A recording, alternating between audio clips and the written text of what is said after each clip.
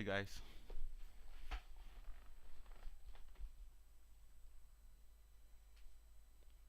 Can let me know if you can hear me. You can drop your message here.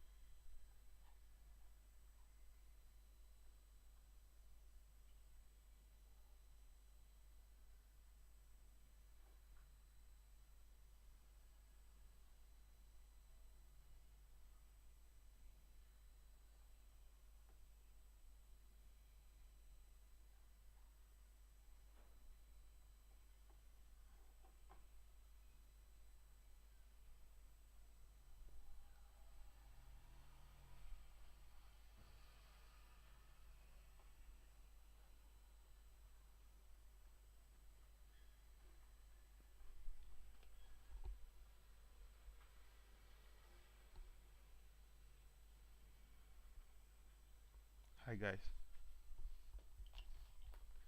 Hello.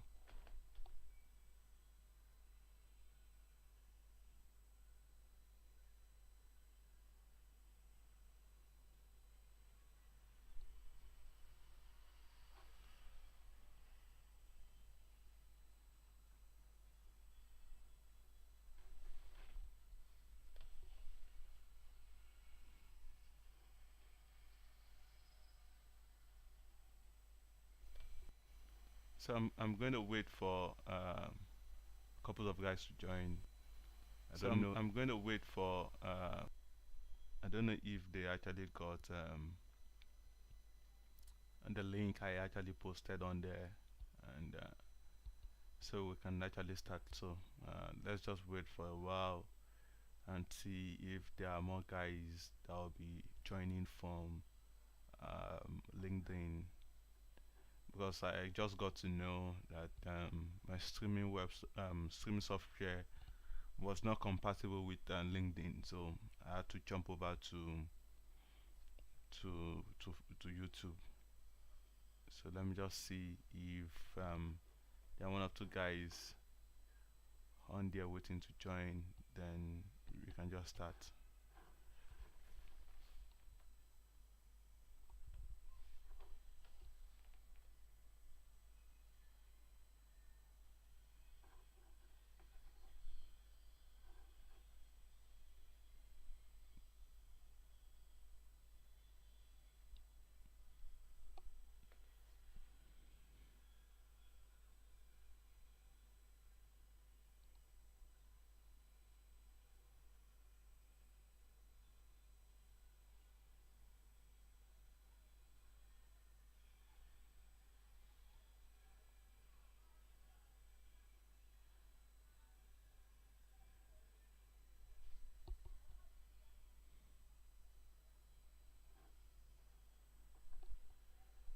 So without wasting much time,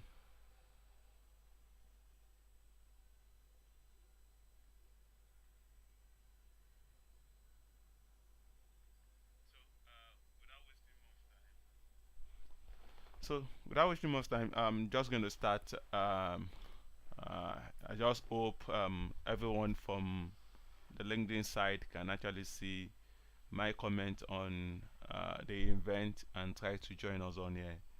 So, so like I said, we are going to deep dive into Azure B2C.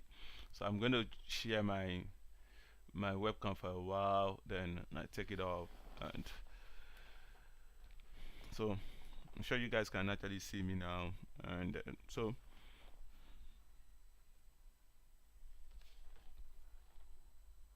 now Azure B2C. So what do we mean by Azure B2C? Um, this is just like a technology behind you giving your users the opportunity to be able to access your application using their own preferred identity. So what do we mean by this? Let's say you have an application, a public facing application. You want your users to be able to sign into maybe an e-commerce application, or let's say maybe it's even an in-house application used by a company, maybe for filling timesheet and the likes, and you want your staff to be able to access this application using the already set up identity that they have. So let's take Azure as an example now. Now, for Azure AD users, or let's say for Office 365 users, where we have been able to set up our users their work email, and we now created another application. So this kind of application which has been created um, is a public facing. It's not just meant for the company, but you want the staff in your company to be able to sign in to this application using their work email. So you don't need them to start recreating their local account, or start recreating username and password. No, they can actually sign in with this work email. So how do we do this? What's the technology behind this? So the technology behind this is just Azure AD B2C. So let's take for instance Facebook. A lot of us are actually Facebook users. We have identity on Facebook, we have credentials on Facebook, and we want our users to be um, able to now access our own application. So they can use this Facebook identity to access our application without the need for the user setting up another identity. So if you notice, I'm just sharing my screen. I intentionally did not want to create slide, because this is going to be it's not going to be about slides. However, so this is just going to be a class that will have to experiment what we're saying. I'm not just going to create a slide and read through the documentation. However, so before we deep dive, like the topic suggests, I'm going to be talking about some of the things you need to understand. So I will head to Azure B2C documentation. I'm just going to show us the first page on there, where a lot of things are being talked about. Okay, so I think it's overview. Okay, this is what is Azure AD B2C. So here there's a lot that has been talked about on this page, and after this page we'll review the technical and features. Then we can start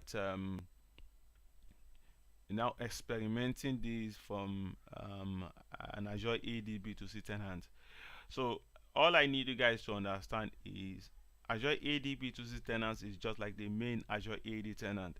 The only thing is this tenant is actually created for a purpose, and the purpose being that we want to be able to manage our application.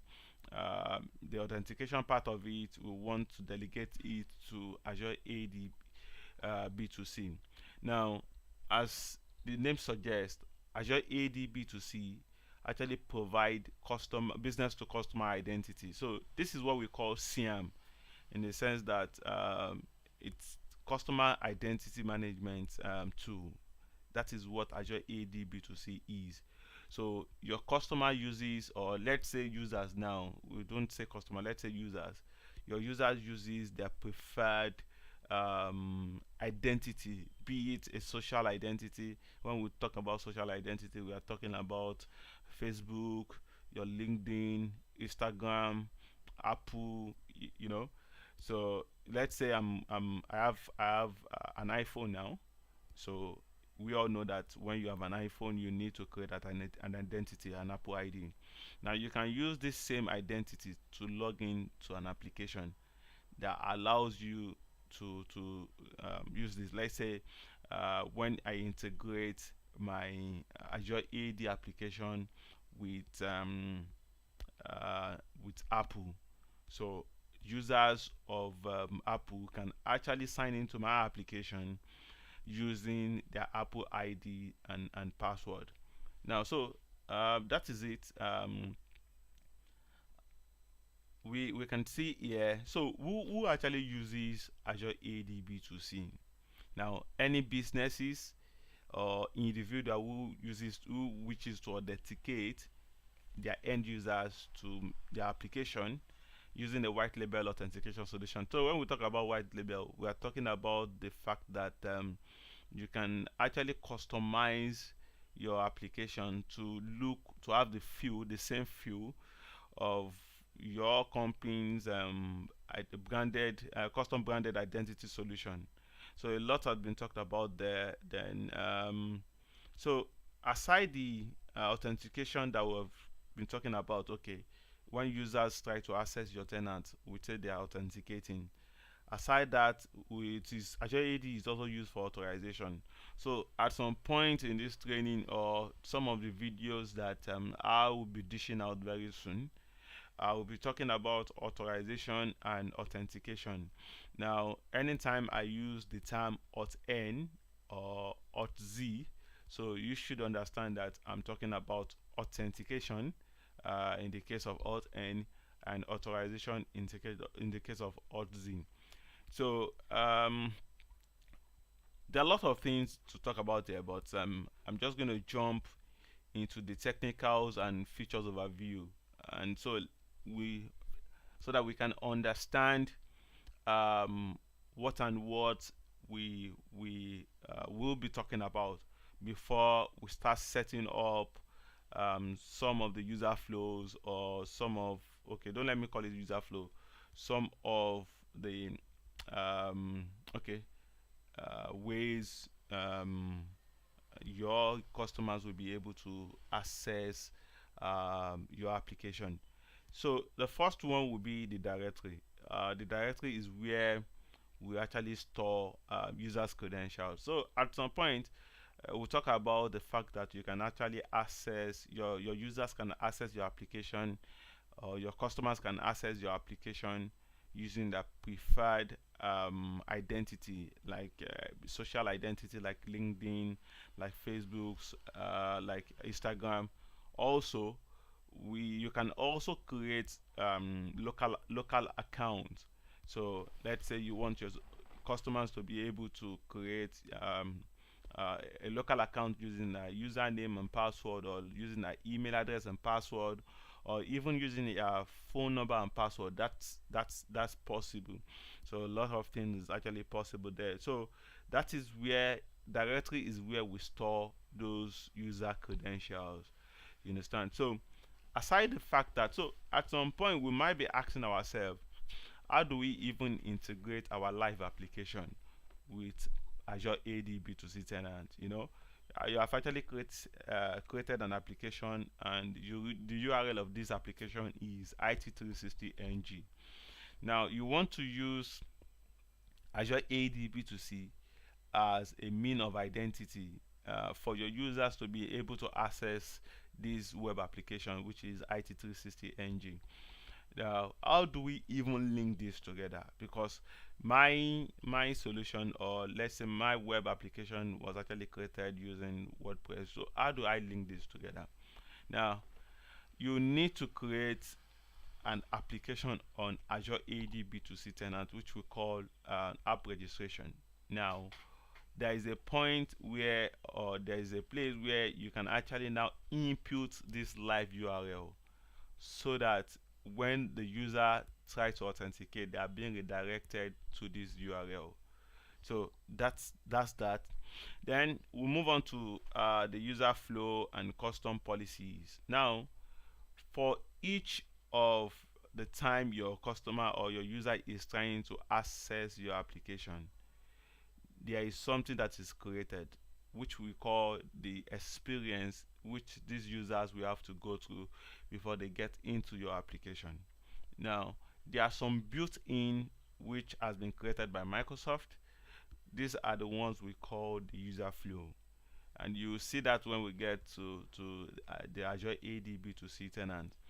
Now also we call some the custom policy. These custom policies, in case you want a scenario where you are not able to, or you want a scenario which doesn't exist, or has not been created by Microsoft, so this kind of uh, the experience you create for these users to be able to access this application is called the custom policy. Now moving on, we have the sign in option. So before we just keep following, okay, before I jump into the tenant, I would quickly like to explain the different types of accounts that we have in Azure AD B2C. Now, the first type of account is a work account. If you are used to Azure AD, you know that we have two different types of accounts, which are the work account and the guest account. Now, but in Azure AD B2C, there is another account that has been introduced, or there is another account that has been added, which is the consumer accounts. Now, the work accounts are the accounts that are used in managing the resources in the tenant. And I want to talk about the resources in the tenant. So this is just like the normal Azure AD tenant, where you are able, as a global administrator or a user administrator, you are able to create users, or you are even able to create groups. Now, aside the fact that you can create, you can actually manage these users. Let's say you want to assign a role to these users, you can actually do that. Or let's say you even want to delete a user, you want to get more information about these users, you want to add one or more extensions that are not in Azure AD, and so all these are available, all these are possible when you have a work account. And when we talk about work accounts are accounts that have been created inside Azure AD or Office 365 tenants. That's the one we refer to as the work account. So any account created on Azure is called work account. So sometimes people get a little bit confused and say, okay, I have a domain that I bought from GoDaddy, and the domain is it360ng.com. Now, it's possible I have created my own account on that domain registrar, which is GoDaddy in this case. So I can actually create Babafemi at it360ng. But at some point, I would like to create my work account, because if this user account is added to Azure, that means I can only add this kind of account that I've created outside of Azure as a guest to the tenant. You understand? So if we add to now create this kind of account on Azure, then we'll be creating from the Azure AD B2C tenant.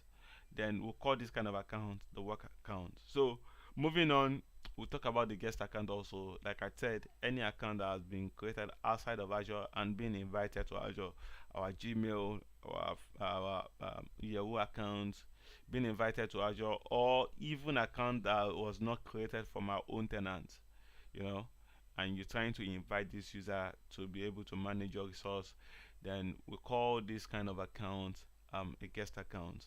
Now we have consumer accounts also. Consumer accounts are accounts that actually were created in the tenant after going through the identity experience. You know, when you create user flow or your custom policy, and your users goes through this custom policy or user flow to get into the application or into the tenant, then we'll call this kind of account the consumer account. So I'm just going to jump right into Azure AD B2C portal, and from there I will keep explaining whatever I want to explain the rest of the time. So I need you guys to. So this is just as if we have created our Azure AD B2C tenant.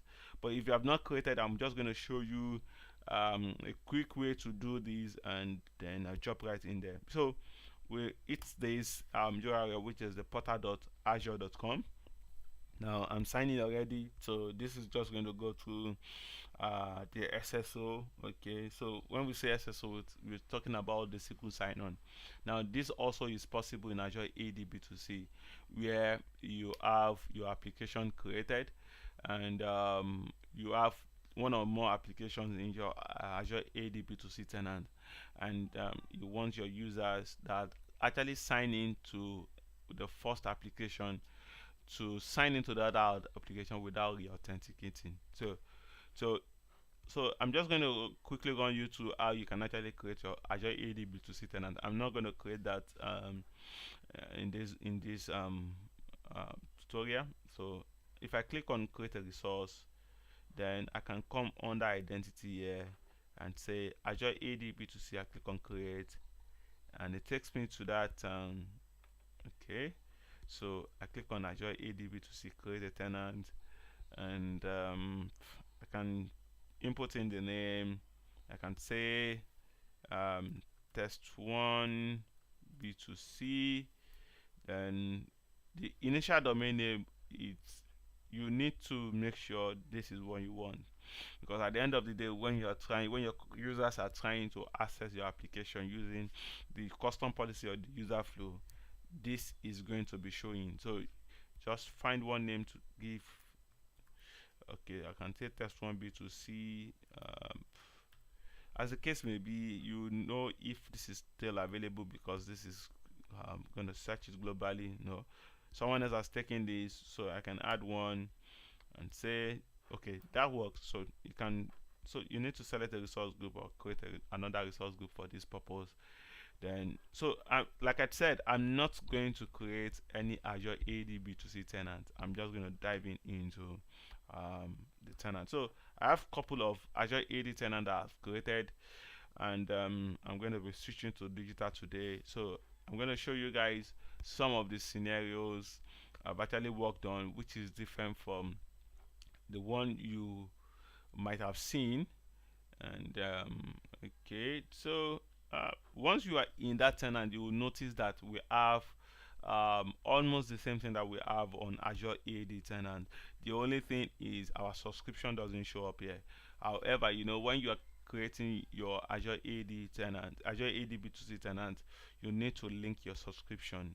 So this is when this is needed, so that when the authentication is happening, then you'll be charged from that subscription. So I'm just going to, so once I'm logged on to Azure AD B2C tenant now, all I need to search for is the Azure AD B2C. So one thing I need you guys to understand is there are a lot of things here that will not work.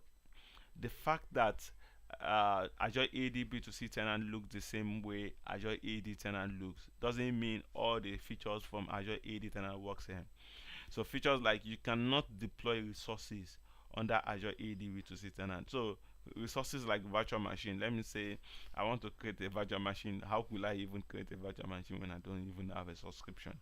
So sometimes we when I was working with one of Microsoft partners, was supporting, and sometimes customer comes and say, why can't I do this under this place? And you feel like, no, this is not the purpose why this tenant has actually been created. This Azure AD B2C tenant was actually created so that it gives business owners or developers that leverage to be able to create a customer identity management system. So that works with their application. So I'm just going to search for Azure AD B2C. So let me say Azure AD B2C. Now we can see it here. I'm going to click on this.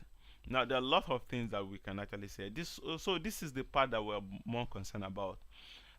You can actually click on this, start it on the main page, so that every time when you log in, you can actually have this Azure AD B2C tenants already there. Now this is the part we're more concerned about. Now we can see here we have the app registration, the application. Yes, the application, which is the legacy, still under the app registration, but these are legacy applications.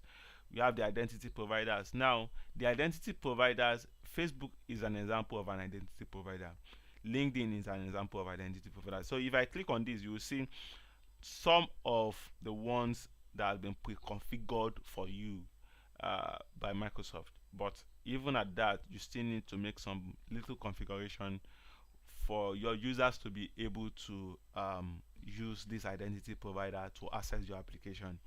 Now we have the API connectors, we have the company branding. You can also do company branding in the sense that, like, the same way you do it in Azure AD B2C, Azure AD tenant. But however, um, there are a lot of things you can leverage on when it comes to Azure AD B2C. You can create your own branding, your own custom branding without even doing the normal company branding, because this company branding is just going to open up when your user is trying to sign in. But there are a lot of ways you can. So we'll be talking much about this interface after looking at some of the user flow scenarios and custom policy scenarios we can lay our hands on. So we have user attributes. So when we talk about attributes, these are informations we want to collect from our users before they are allowed to authenticate into our application.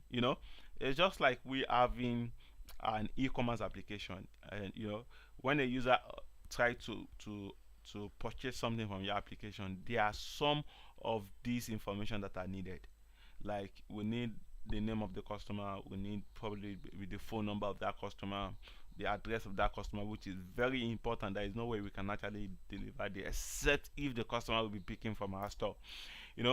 Some of these informations are needed to be obtained from the customer so that uh, there will be a smooth process of that order. Now we need that information. So we can actually see here that a lot of attributes in here are built-in attribute, because these are the ones Microsoft has actually pre-configured. Now this attribute, we'll still talk about attribute. There's something we call claims.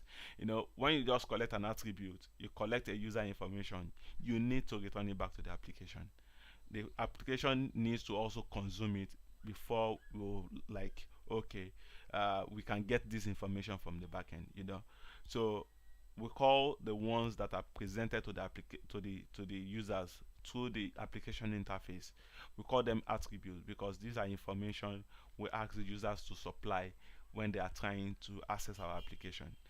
But for us also to return this attribute or this information back to our users, back to our application, we need to collect what we call a claim. So guys, if you have any question, you can drop it on the chat here. I'm just going to say hi again, and so I will just attend to it. Even if I'm not there and you have a burning question, you can ask me that question. So we'll talk about the user attribute. Then for our users, this is taking us back to the main user dashboard, and these are users that have been created, be it from through user flow or custom policy, or even through the normal way of creating application. So as I was talking the other time, I explained that there are different types of Azure AD of users when it comes to Azure AD B2C. So if I click on new user, you're going to see that we have taken different types of users. One thing I need you guys to understand is, when you create a user in this context, like the normal work account, you cannot test your user flow or custom policy using this kind of user. This kind of user are just meant to manage the resources in our tenant and not used for testing. So if you want to test your custom policy, if you want to test your user flow that you have created, you need to create a consumer account. So we don't need to create a consumer account from this site. Once we create some of these, our scenarios, user flow scenarios, our custom policy scenarios, then we can actually see the kind of users that will be created to this context. So I'm just going to dive in back to Azure AD B2C. So a lot of things. Okay, now this are the policy side where we have our user flow. These are pre-configured flows. You can see here that I do not have any pre-configured flow, but however, I think on this tenant, I've the opportunity to okay. So you can see here I have some policy. There is one policy here I would like to show you guys. No, um, now this is the kind of thing I'm talking about. Now when you create um, a user flow for your users to be able to sign in. Now there are some things that will be missing because when it comes to user flow, okay, so let me quickly show you this. Now here you will see that I have SUSI, which is the sign up sign in as the case. Then MFA, you can either select phone option or email option or even authentication app option. Now so if I click on these, don't worry, we'll still talk about all this magic, what's behind this, how we have created this. So if I click on run now, so this guy is going to ask me this. I'm not sure. So let me just quickly check. I think I don't have this kind of user. I want to be sure of the user. So I'm just going to delete this user and try to recreate this user. I think I have. Okay, so I'm going to say sign up and say Fenberg at gmail.com. So I need to verify that my password. You can decide to take it out, and but I didn't take it out. I intentionally left it there because you also need some verification before you just let anybody access your tenant. Okay, so it might be a robot. So I have the authentication 677. Then I can verify the code, put in the password. So I'm just going to do this, then just for us to have a feel of this is a local account, so we don't need to. I'm going to talk about all the scenarios. Okay, so I missed something out there. So this is supposed to be my. Okay, so I can just say here and say Babafemi. Then let me create this account. Now you're gonna see something now. Yeah. So the regular that we have, even on Microsoft documentation now, we have only the phone and the email option. Now I've been able to add the authentication option, and this should be coming up to GitHub very soon. I'm waiting for this to be matched, and so our customers will be able to use this option. So there are a lot of things you can do when it comes to custom policy. So let's just go back the same way. Let me say I want to create this under the user flow, and for now you might not be able to. So I'm just going to do the sign up recommended. I'm still going to talk about the versions. Then here, if you come under this type of multi-factor, what you can see here is you can only select an option.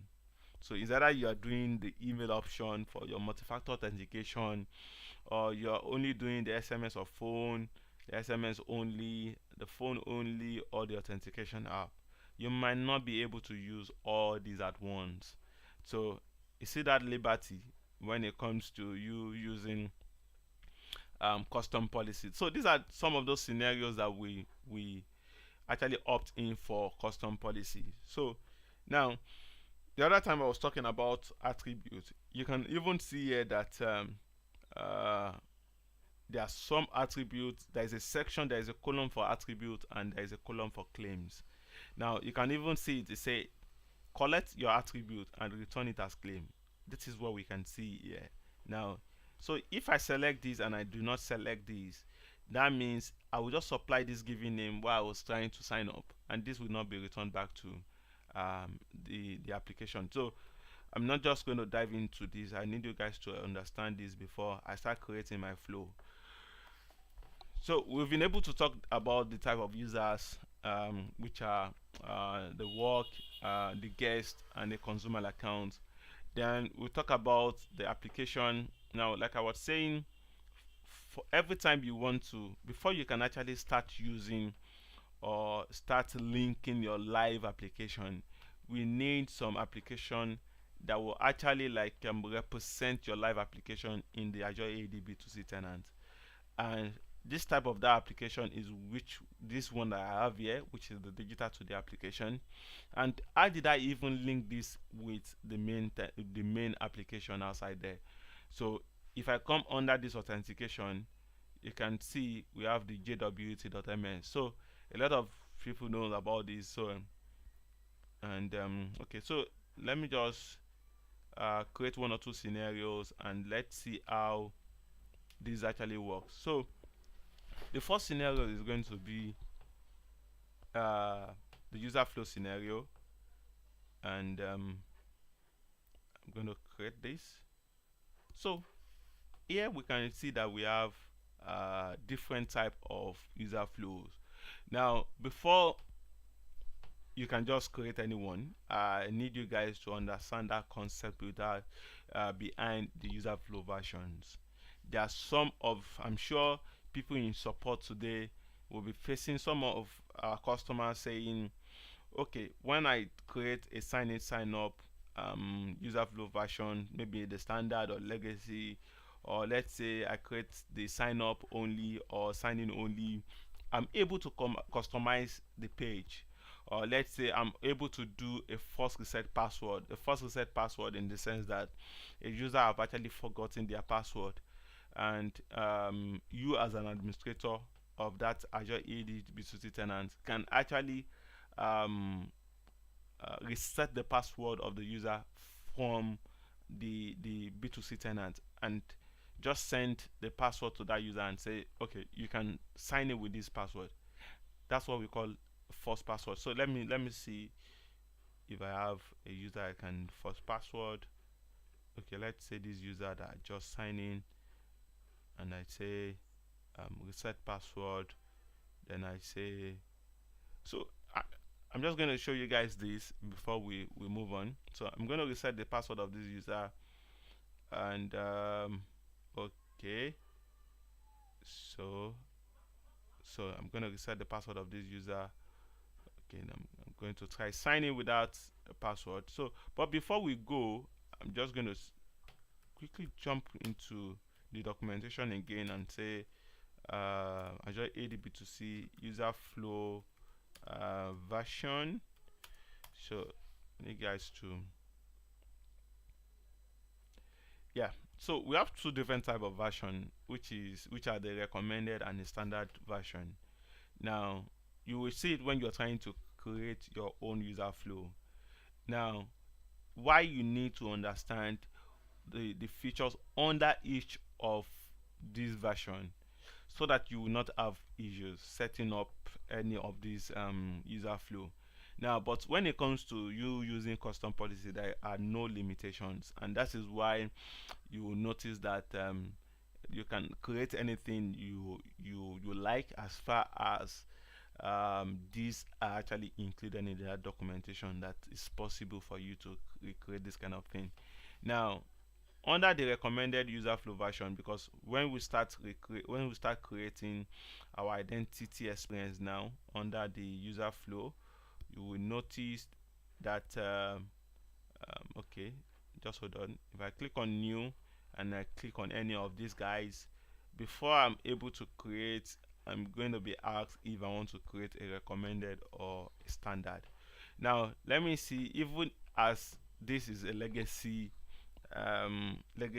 version, there are some of the feature that works under this standard that doesn't work under this recommended, and I'm just going to quickly go on here and see. Now for sign in under recommended version, you can do sign in page customization, which is fine. You can do that. You cannot do that under the sign up. Under the sign in sign up, you cannot do that. Okay, let's see what might be the difference between these. Okay, so under standard version, you can see something like force password reset. You can see something like keep me sign in, which is not possible under this version.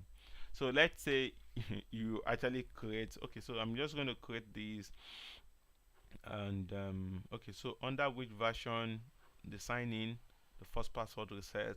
So we are going to get an error when we try to use one of these guys. So I'm just going to create these and say Azure AD B2C test user flow. Then I use local account for now because we've not set up any identity provider, but we're going to be setting an identity provider very soon. Then I say multi-factor type of method for authentication I might decide to use, but for now I'm going to stick with the email. Then MFA enrollment I'm going to say off, so I don't need it. Conditional access policy, I'm not going to check that now. So these are things I want to collect, and these are the ones I want to return. So I'm just going to collect this CTM and I'm not going to return it. And let's see what's going to happen during the sign up. So okay, so this email address, even if you do not collect it, is going to be returned, because during sign up you need that email address. So there's still a lot you can create by when you click on this show more, and you can also create your own attributes. We're going to be talking about that in a jiffy. So I'm going to create this, and so we should not forget that this I'm creating is actually under the recommended flow. Okay, so I think I missed out there. I was supposed to create okay, I'm just going to say recommended, then recommended test, then I'm going to say so the same thing. So because this is signing, so it's not signing sign up, that is why you are not going to see the attributes. We only collect attributes when we are signing up. But so I'm gonna create this, and okay, then I'm going to say no sign in standard. I'm going to create this. I'm going to, okay, so sorry, I think I missed out on something. So okay, so I'm going to say standard test, still local account, multi-factor, disabled, I don't need it. Then select the same thing and I create. So what I'm trying to test is just for you to understand that there are some of differences when it comes to version of the user flow. So here I'm going to delete this sign in sign up because I don't need it now. I don't need it. And so let's test with this user that I've actually created. Let's test. So I'm going to force password again, and because okay, I think I still have the password of that user. So I'm just going to run that again like now, and okay. So Azure AD B2C, then go to this user flow.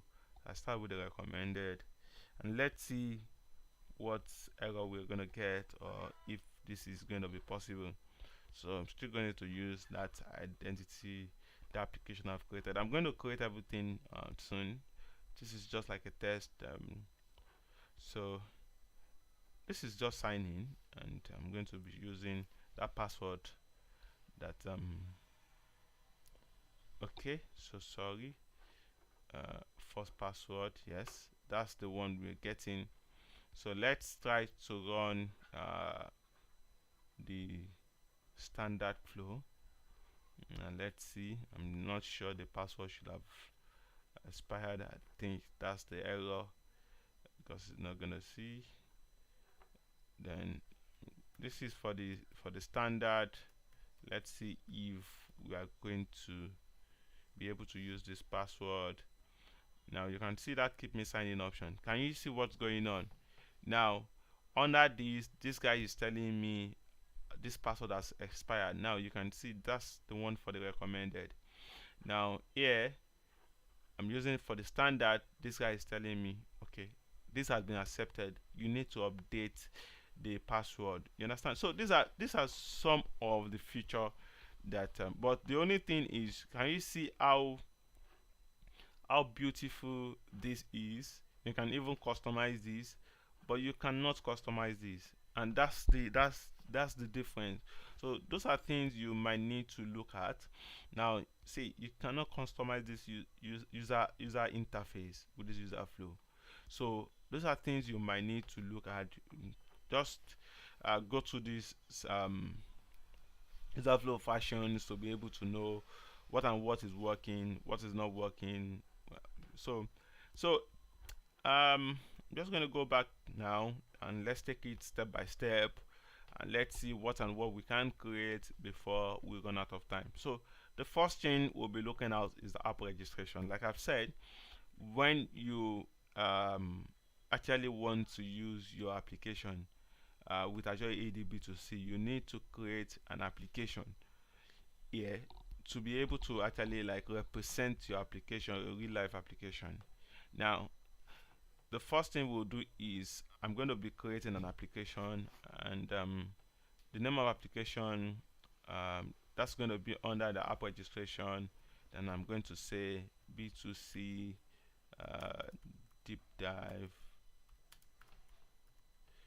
Then here you want to actually select how users are able to create, or which kind of users can actually access your live application. Now if I'm to select this, I'm telling this application that only allow users from my own digital today directory.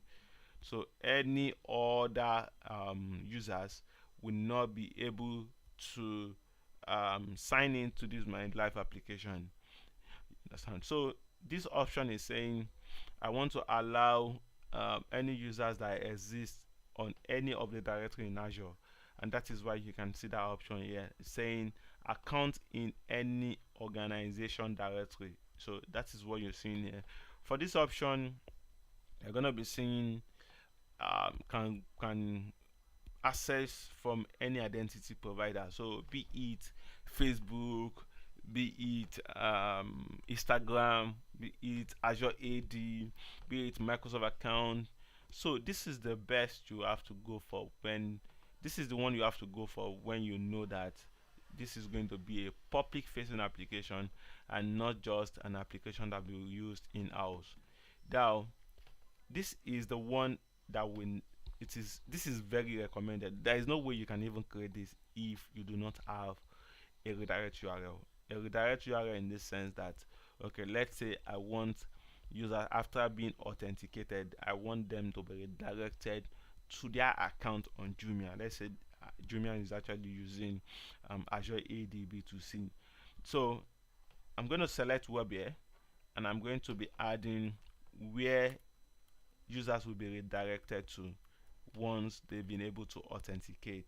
So but for the purpose of this training, I'm still going to be using JWT so that we can actually see the token that shows that the users has been allowed to access that application. So jwt.ms, this is the one we use in testing to be sure the user flow or the custom policy is working fine.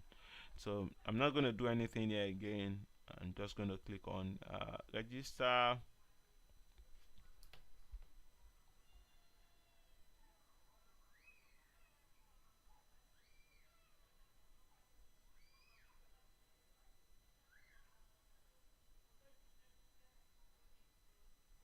Okay, so our application has been created. So one thing I need you guys to understand is I only created this account under my Azure AD B2C tenant because it's actually an application that will be used to represent my live application. So in a case when you are creating an identity provider, let's say a Microsoft account, or let's say you are creating an identity provider with Azure AD, please, this is not where you have to create that kind of application that will represent that identity provider.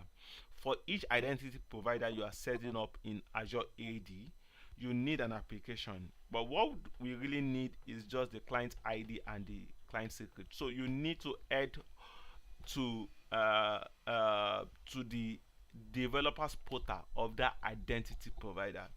Now, in the case of Facebook, we are going to be dealing with developer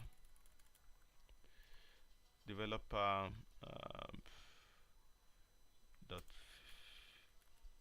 Facebook, yes, .com. So yeah, this is where you need to log in, then create. I think I still have. Let me see. I think I still have. Okay. I still remember my Facebook account. Is this? No, no, no, no, no, no. Okay. I think I still know it. So yeah, I can say at yahoo.com. Yes, yes. Then this is going to be, yes. Let me see. So definitely. Oh, I'm not gonna be able to attach these. Okay, so let me just quickly create a Microsoft identity. Okay, so for me to create a Microsoft identity, because okay, let me just go back here. Okay, so sorry. So we have our application that we'll be using to test the user flow if it works or not. Now I'm going to adopt the next thing. This is still application, but these are legacy applications. So it is not recommended that you create an application using this blade. So just do as if this blade is not here, and all your applications that you are creating, kindly create them under the app registration blade. Now I'm going to move on to identity providers. So when we talk about identity providers, now we said one of the reason, one of the purpose why Azure AD B2C tenant is created is for you to be able to allow your customer, or give your customer the ability to be able to sign in to your own live application using the preferred identity.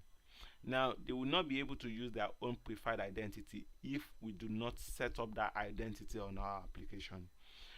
So, for now, we only have local account, which is the email, and that is why we're able to create those user flows using the local account, the email, as an option. Now let's say I want to create a Microsoft account, because that is very easy for us to create, because of the fact that we can actually control that. You don't have to add up to any developer's account, and so I'm just going to. So where are we supposed to create this identity provider from? Now I want my users to be able to use their Microsoft account. Let's say the one they're using for their to take certifications. Use that same account to access my application. Now, if I click on this part, you will notice that these are pre-configured already. The only thing Azure AD B2C is asking from you is the name of the identity provider. So I'm just going to say Microsoft, and this is the one your customer will be seeing when they are trying to access that flow. Now, here we have the client ID and the secret. Just because this is Microsoft, I'm going to add up to to authenticate. No.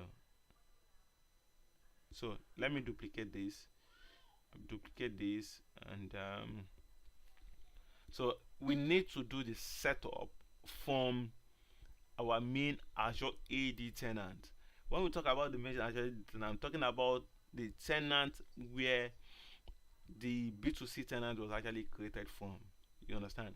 Or let's say the tenant where those users that will be authenticating from, let's in the case of Azure AD, uh, so if I'm using Azure AD as an identity provider now, so it have to be where these users are going to be authenticated. So yeah, I'm just to go back here and go to, so this blade is not available, so I need to, Azure AD is not available under the normal AD tenant, so I'm just going to head up to Azure AD tenant. So if you can see here, you will see that I'm actually under it360ng Microsoft, which is different from my digital today. My digital today is actually my B2C tenant, and it360ng is actually my main Azure AD tenant. So I'm going to head up to app registration. Then this is where I'm going to be creating this guy from, but still I'm still not going to create this guy because I have application for this purpose. Now you can see this is Microsoft IDP app. It's the same way I've actually created that our main tenant.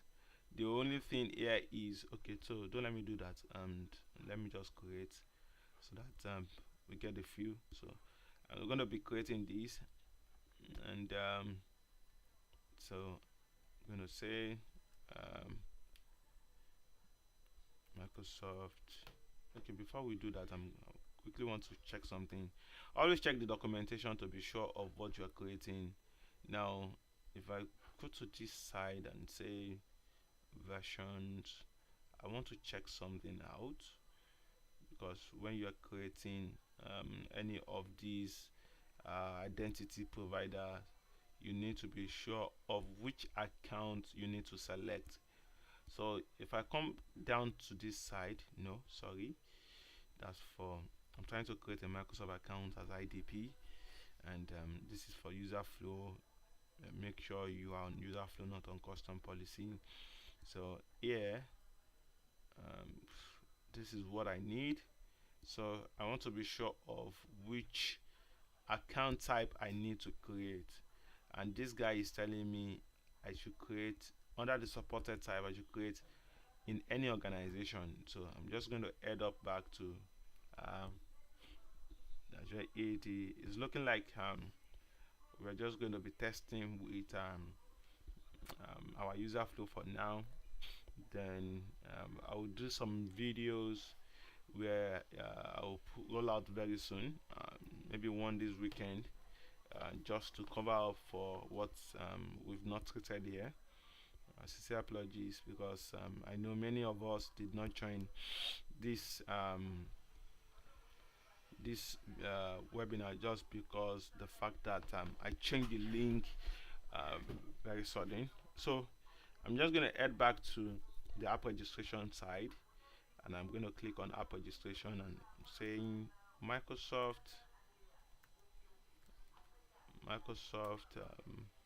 IDP application. Then I'm going to select this account type. Then the redirect URL is also important, but in this case I'm going to be selecting something very close. That's why I said make sure you have the documentation. Now I'm being asked to input to select web and input this format of URL. So I'm going to paste this here. So here we have the web. So one thing I need you guys to understand is here it's saying your tenant. It's talking about your B2C tenant. In my own case here, my B2C tenant is actually my B2C tenant is actually digital today. I just want to show you guys in case you are looking for where to get that. So here, this is what I need, digital today dev. I'm going to head back to this side and paste this here. Then and again here, I'm going to paste this here. So anywhere you have your tenant, just replace it. Once you're done with that, then I can actually click on register. So if you go back here, you will see, click on register, know the client ID, then create a secret, know the client ID, and go back to your main Azure B2C tenant and create same. So now that I have this created, I'm going to go on that certificate and secret, then we'll create a secret, a description. I'll just say yes, sec. Then recommended. Okay, I'm just going to leave it 6 months and be sure after this 6 months, if this secret expires, this the identity provider is not going to work again.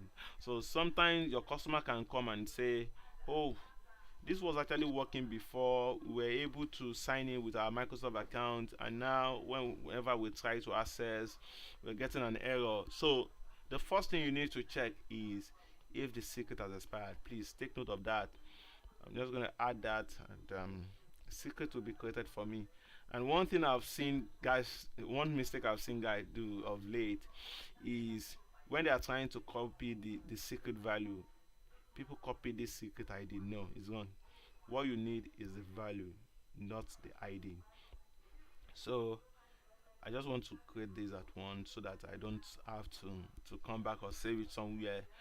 Once I leave that page, I might not be able to see this value again. I might be forced to recreate another account. So I'm just going to head back to identity provider under Microsoft account.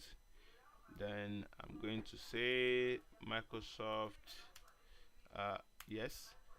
Then ID, I'm going to copy the secret value first, paste it under here. Then the client ID, which is the application ID, please take note of that.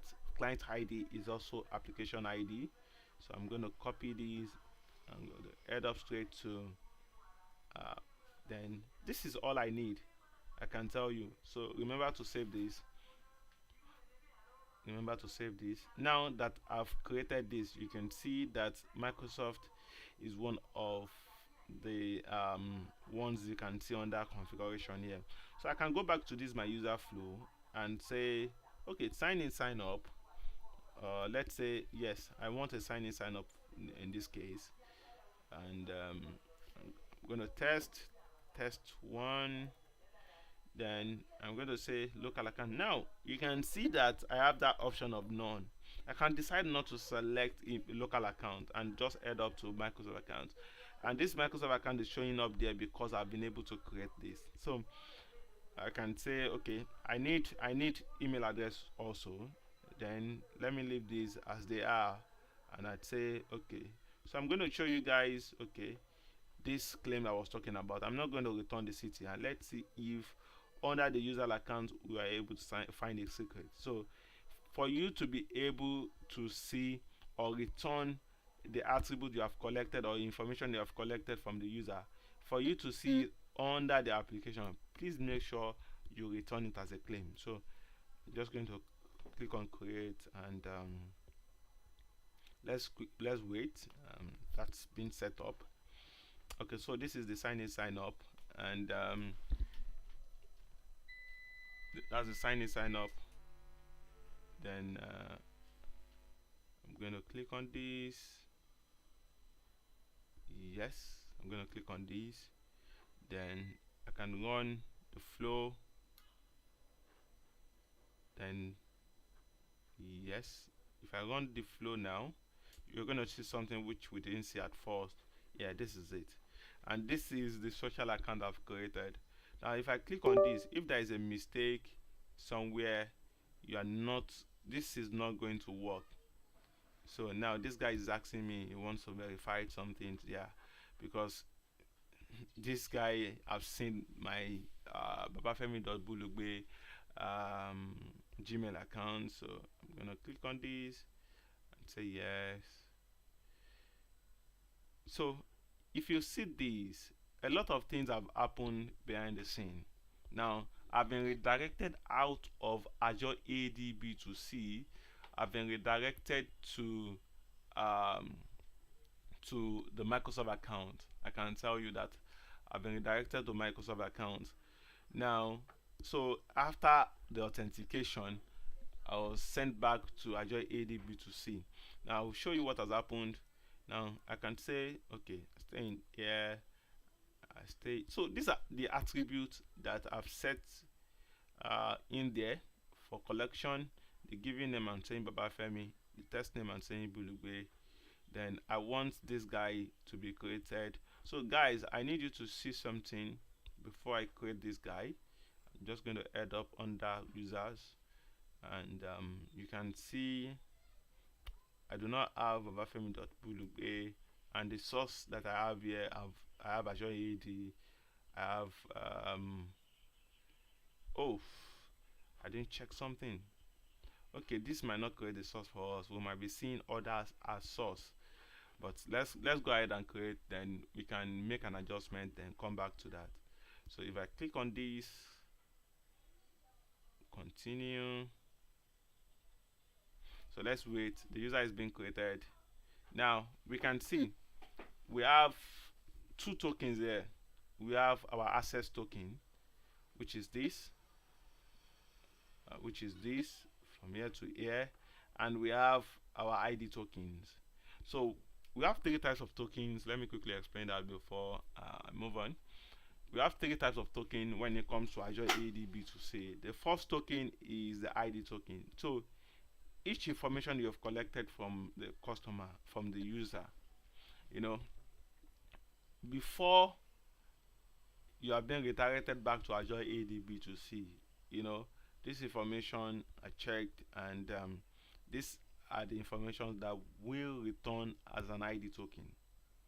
Now, for the authentication, once the authentication has been allowed, all the information are correct, then every other feature or every other things or criteria that needs to be passed through has been done. Then we need something to be returned back to the application to allow that user to be able to access the application.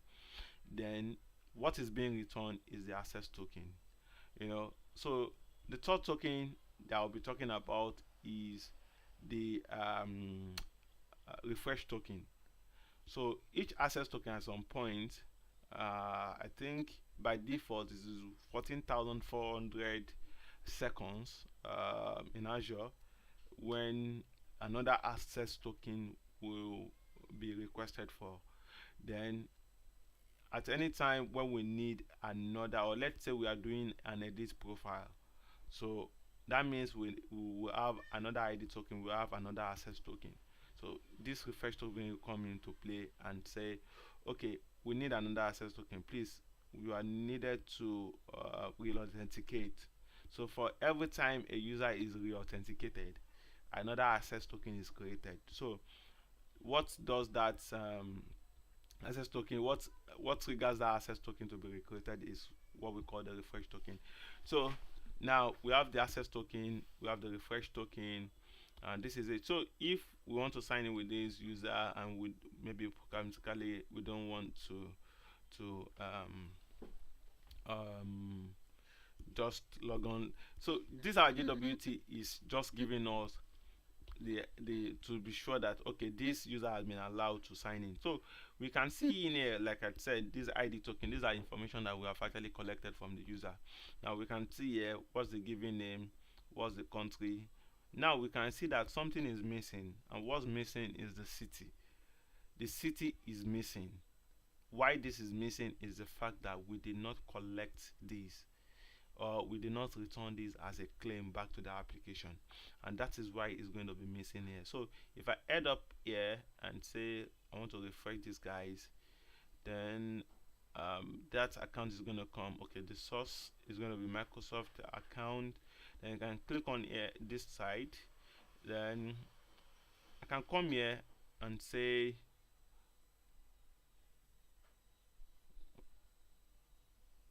you can see here that this attribute was collected, which is the city, but it's not being returned back to the application.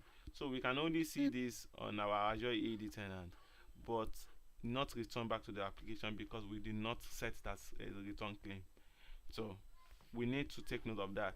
So if I change this and say I go back to this application to this refresh token, and I'd say, okay, I need this city to be returned as claim, or I want to set up a different okay, let's do this. So I'll go back to user attribute here. Now these are the ones. Okay, can I edit this? Can I? Ooh. Oh, I thought I can actually edit.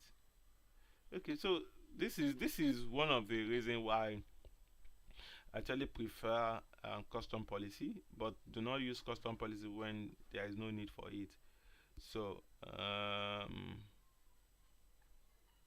okay, I thought I could actually so let me just quickly do this. Let's set up another one, and okay, before we do that, I want to add one or more extension, and I want you guys to see so let's click on this. I can add another extension that doesn't exist. Let's say tax ID. This doesn't exist, and I say extension underscore tax ID because I want these guys to be collected also.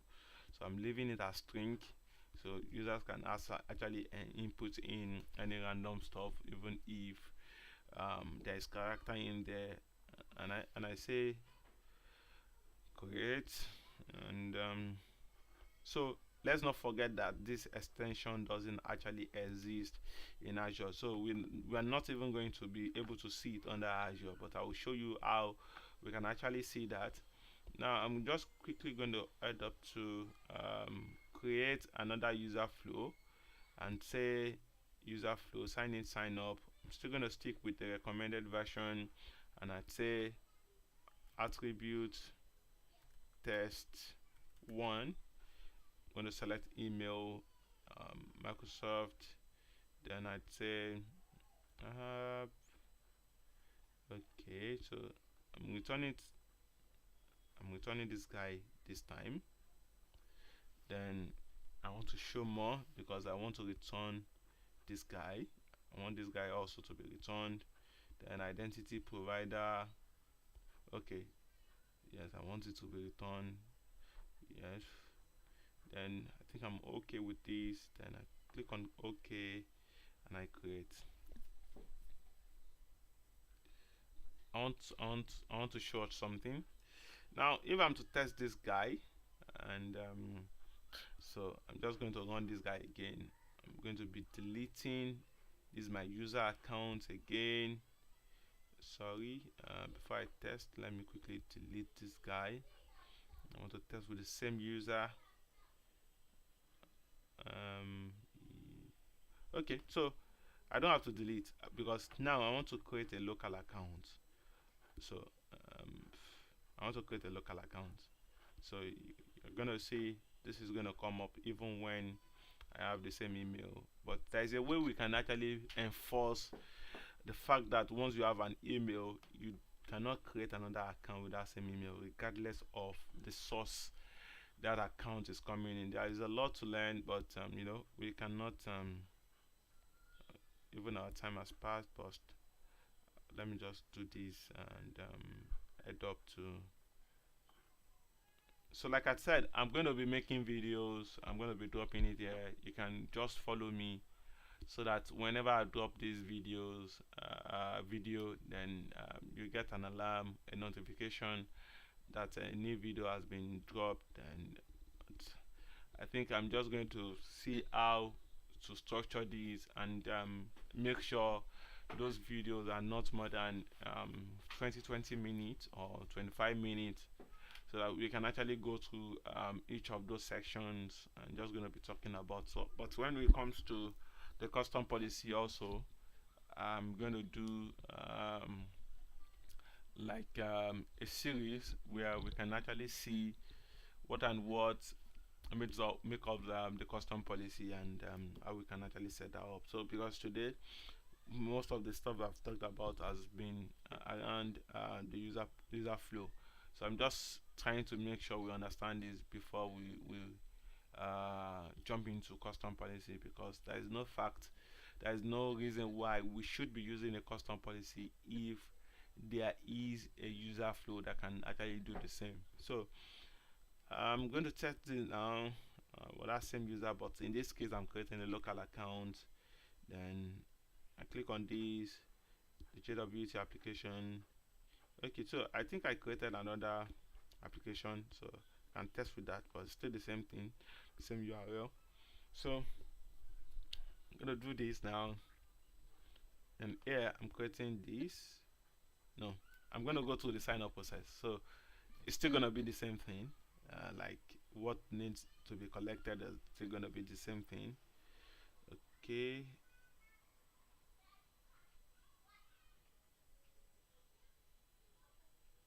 No, something is missing. Something is definitely missing. Okay, I'm going to add back to. Okay, I knew it was missing. I was like, couldn't see it there. I couldn't see it there. So that's for the claims. Let's say for the user attributes. Okay, so I need to.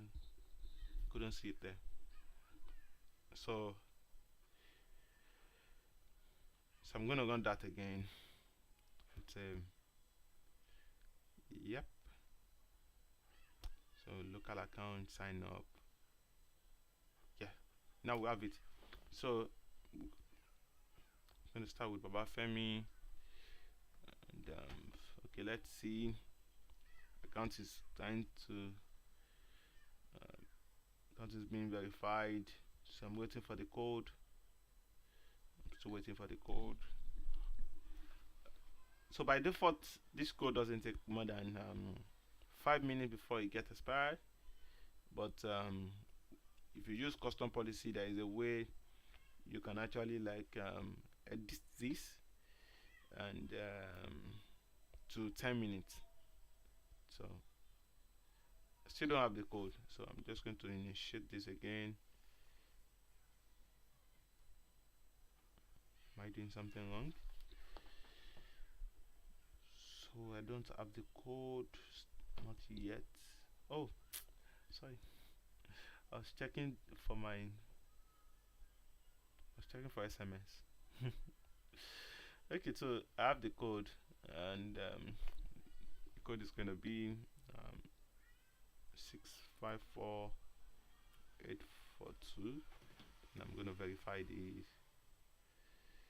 Yes, so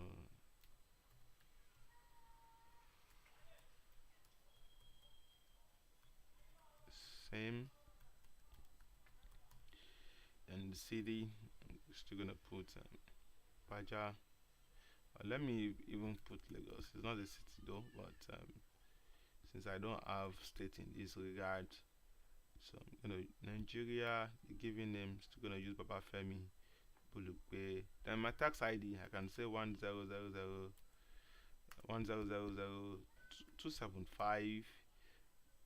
HD.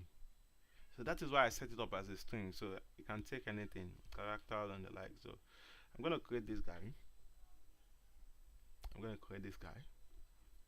So we're gonna stop here today. But before we stop, I'm gonna show you guys something. I just want this guy to be created, and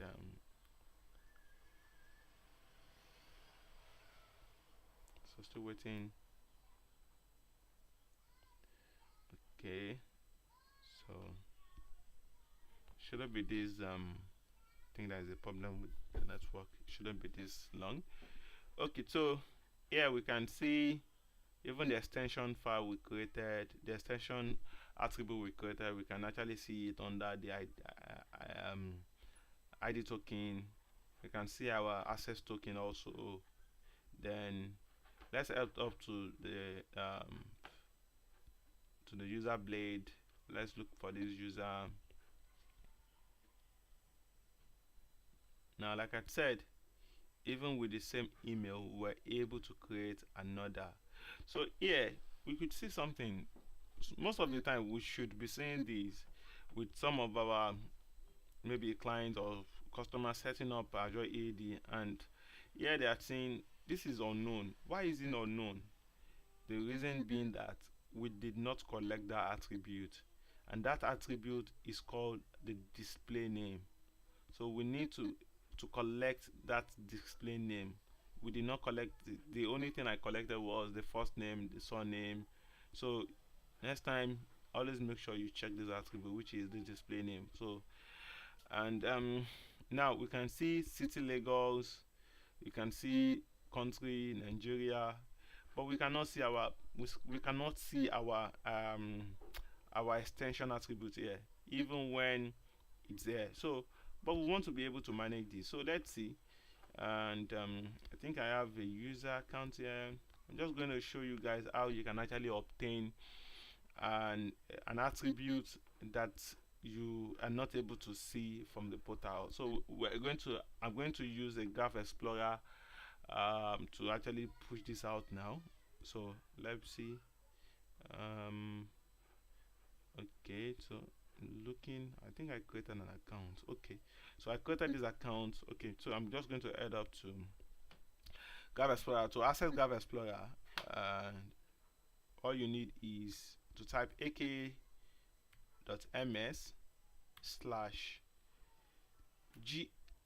which is Graph Explorer. So I'm gonna wait. Yep. So the good thing is, since you are using Microsoft, you need to sign in. I'm going to sign out. I don't need.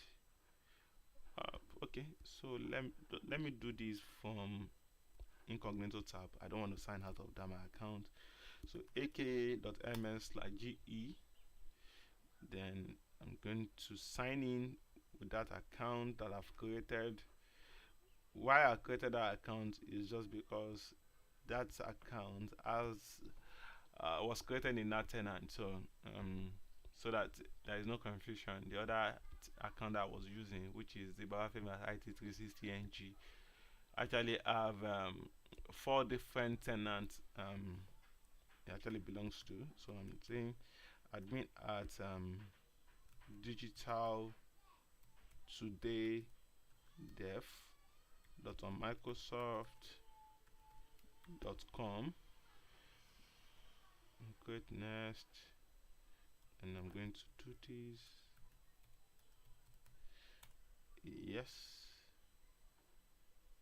So I'm signing in now. Now there are lots of things you can play around here. Now you can get your profile, but this is not the case for today. We are not looking at Microsoft.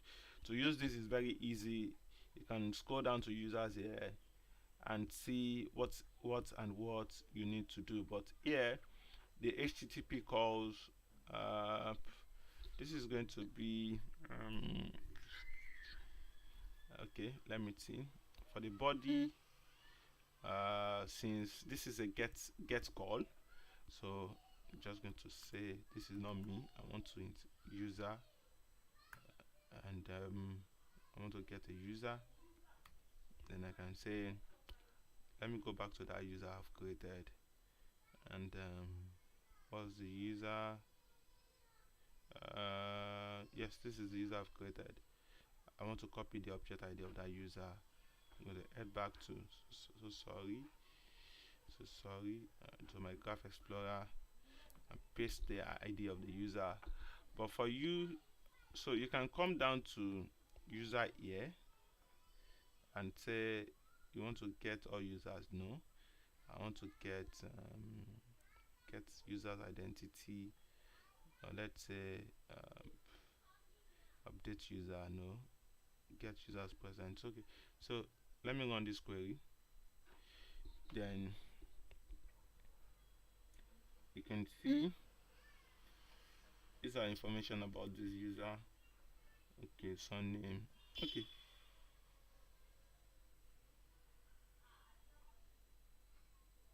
display name, no. Job title. Okay, so before that, I want to check out something, because I should be seeing more than this. So let me check out this under app, and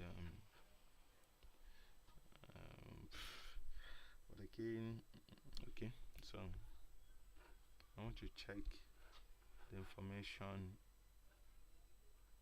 for this guy. So if I want to see if that custom attributes was actually created, I'll need to check that under my Azure AD B2C, which is okay, all application. Okay, this I'm going to be copying the extension ID, the object ID of that account. Then let me head back to, so for the application, let me see how you get application. Okay, so get, okay, so that's the application ID. So I can paste this here and run this. Yes. Now these are properties.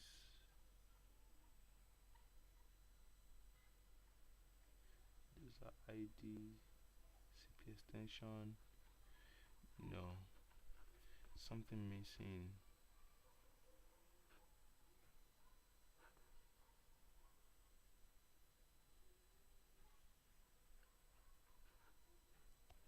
No, no, no, no, no, no, no, no, no, no, no.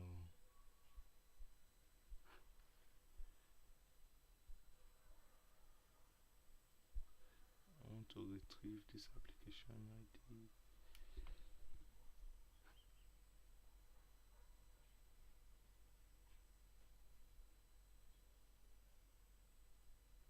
This is just properties. Kindly hold on, please. Let me quickly check something. I missed out something there. Okay. Just want to be sure that we have what we should be acting. Okay. Okay, so I missed it. Okay, extension property, sorry. So that is where I missed out. So so this is it. Then I can say extension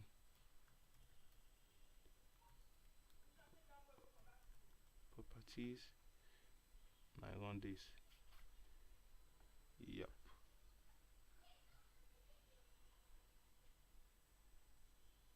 Boolean. So ID, extension properties, Boolean.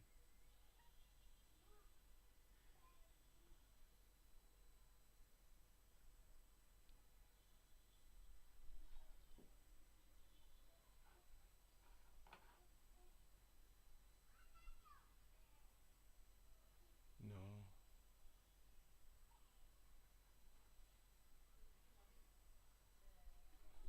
Object type.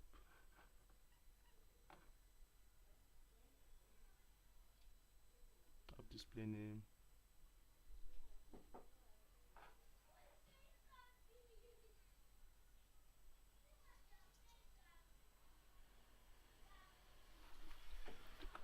Oh no, this is not giving me the kind of response I want. Okay, so this is not the response I want though. So I'm just gonna skip that, and I'll check that, and so that's just a little about how we can actually set up experience, and what I've been able to show is how you can actually use Userflow. So I'll start creating series, and from that series I'm going to be pushing out custom policies, the user accounts, user flows, how you can actually set up each identity provider, and even the ones that are not pre-configured. So we should have a lot of series coming in, and I'll make sure this will be released like every Saturday.